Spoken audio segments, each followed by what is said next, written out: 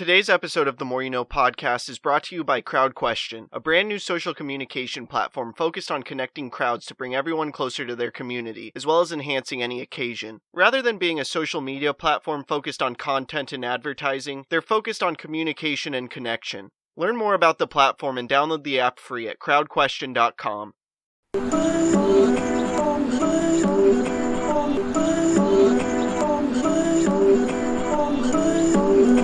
I'm just trying to make it all make sense. The More You Know podcast.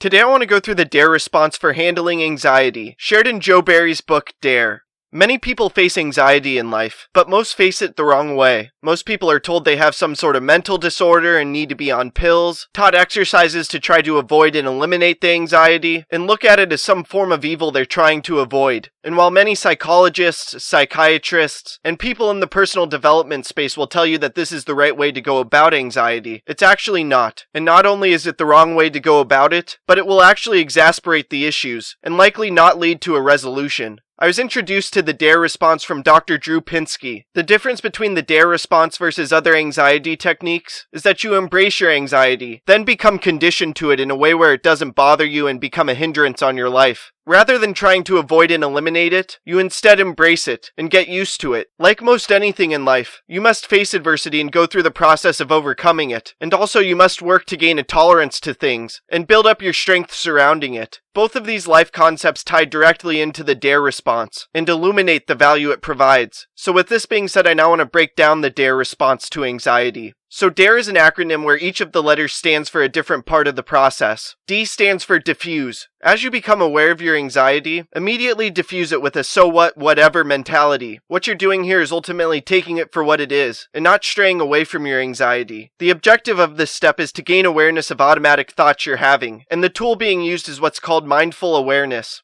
After that, the second letter A stands for allow. At this point, drop all resistance you have towards your anxiety, and accept and allow it just to be. Here you should be trying to get as comfortable as possible with the anxious discomfort you're feeling. The objective here is to allow unpleasant experiences to exist, and use the tools of acceptance and cognitive diffusion. From here, R then stands for run toward. What you're doing here is removing the sense of threat by running toward your anxious feelings. And this can be done by telling yourself I'm excited by this feeling, and embracing enthusiasm surrounding it. It's not something you're trying to avoid, and instead you're welcoming it. The objective is to ultimately reinterpret the meaning of the stimulus, and the tools you're using are cognitive reappraisal, as well as what's called paradoxical intention. And finally, the letter E for step 4 stands for engage. Here you should finally move your attention to an activity in the present moment that engages you fully, something that will take your mind off the anxiety once you've embraced it. The objective is to reduce your anxious activity and redirect the attention you have on it, and do so by focusing on goal-directed tasks. The tool that's being used here is called cognitive redirection.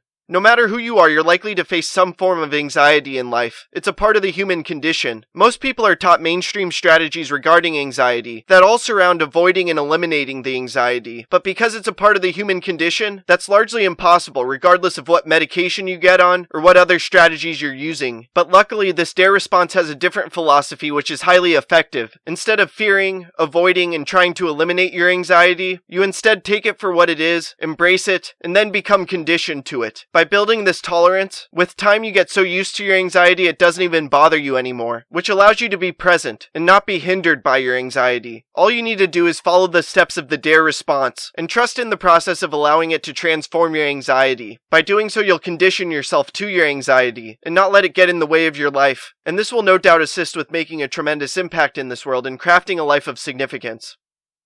I hope this talk makes a positive impact in your life. Please subscribe to the podcast wherever you are listening or watching it. Check out other episodes. Leave a review. Follow the podcast on social media at More You Know Pod. And sign up for CrowdQuestion to ask me questions about the episode. Again, thank you for listening as we propel through podcasting with the More You Know.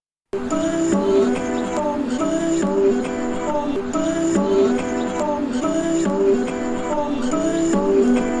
just trying to make it all make sense. The More You Know podcast.